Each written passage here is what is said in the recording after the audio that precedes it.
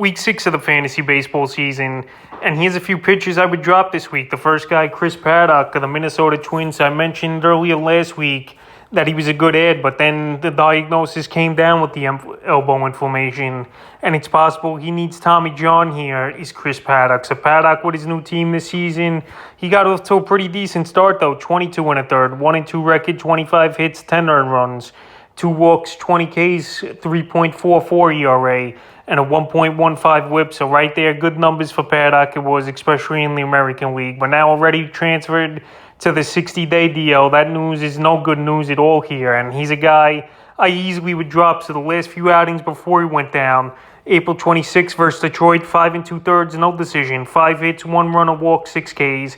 May 2nd in Baltimore, 5 1/3, got the win, 4 hits, a run, a walk, 3 Ks. And then May 8th, he got bombed versus Oakland, 2 1/3, 5 hits, 3 runs in that one and 4 Ks. So Paddock, obviously, he was hurt in that last ball game and left early with the elbow inflammation. So now with him going on the injured list and him at least being out till about July, best case scenario if you don't need Tommy John, he's still a guy I'm going to drop. It's not like he's a superstar.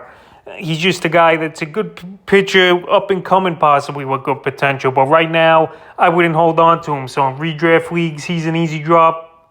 This week, the next guy, Tyler Mcgill of the New York Mets. So Mcgill, he got off to a decent start early in the season, but the last few couple outings, he hasn't been all that great as Mcgill, and to be honest, struggling, and he went on the injured list as well with a bicep inflammation. 34 2/3, 4-2 record for Mcgill, 30 hits, 17 earned runs, 9 walks, 37 strikeouts, a quality start, 4.41 ERA, and a 1.13 whip. So right here, his ERA ballooned up, especially in that ball game at the Washington Nationals. And now he's going to be out. We'll see how long for Mcgill. But Mcgill, like I mentioned, was never a highly touted prospect.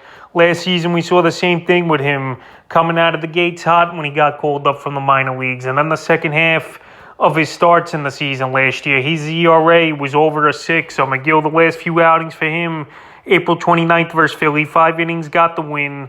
That was the no-hitter the Mets threw. 3 walks, 5 Ks. May 4th versus Atlanta, 5 1/3. Got the loss, 4 hits, 3 runs, 2 walks, 9 Ks. And then he got destroyed May 11th at Washington, 1 1/3. Got the loss, 8 hits, 8 runs, a walk, and a K. So right now he's on the injured list. And he's a 5-inning pitcher at best. I know he has some decent stuff as Mcgill.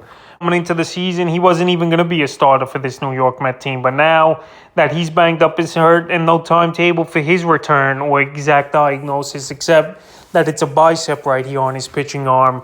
That's not good news in my opinion, and he's a guy right now I would steer away from and drop, especially after the last few outings. It didn't bode well for Tyler Mcgill. The next pitcher I look to drop is Anthony DeSclafani of the San Francisco Giants. So DeSclafani, he was on the injured list a few weeks now, and a guy I mentioned a few weeks ago to drop, with him off to a bad start on the season and now transferred to the 60-day DL.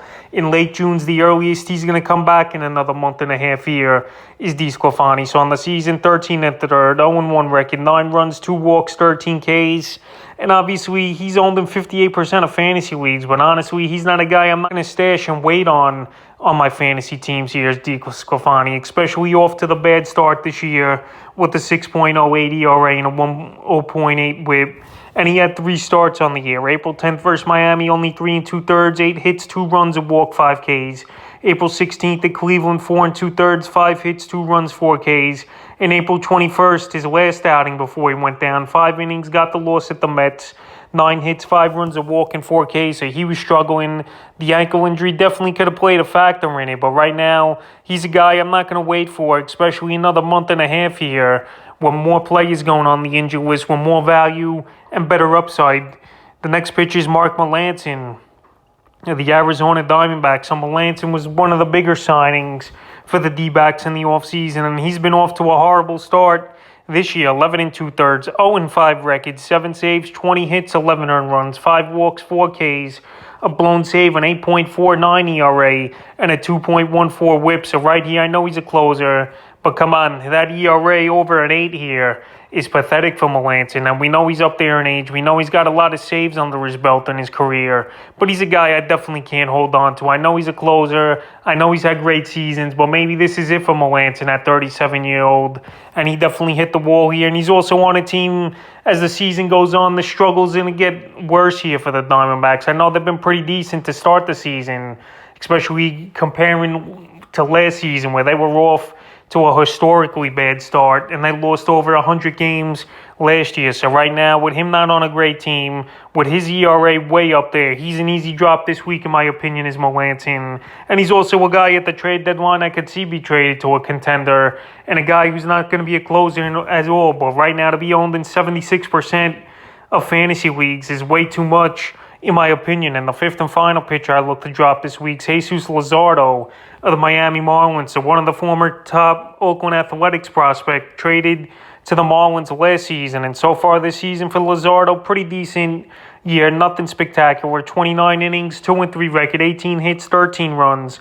The walks have hurt, though, 16. 41 strikeouts, though, 2 quality starts, 4.03 ERA, and a 1.17 whip. But Lizardo, another guy on the injured list now, and a forearm strain on the pitching arm is never good news, obviously. So right now, with his numbers middle of the pack, Lizardo, and now with the forearm strain, he's a guy I could get away from. And this Marlin team's been struggling over the last few weeks as well here. And Lizardo's been dropped in 7% of fantasy leagues. So 10 and 12 team leagues, I definitely would drop him this week here, is Lizardo. So the last few outings for him weren't all that great anyway. May 5th at San Diego, 6 innings, got the loss, 3 hits, 2 runs, 3 walks, 7 Ks, a quality start. And May 10th at Arizona, 2 2/3, got the loss, 2 hits, 4 runs, 4 walks, and 6 Ks. So right here, Lizardo, he's definitely got upside. He's definitely was a top prospect for a reason. His strikeouts are definitely legit.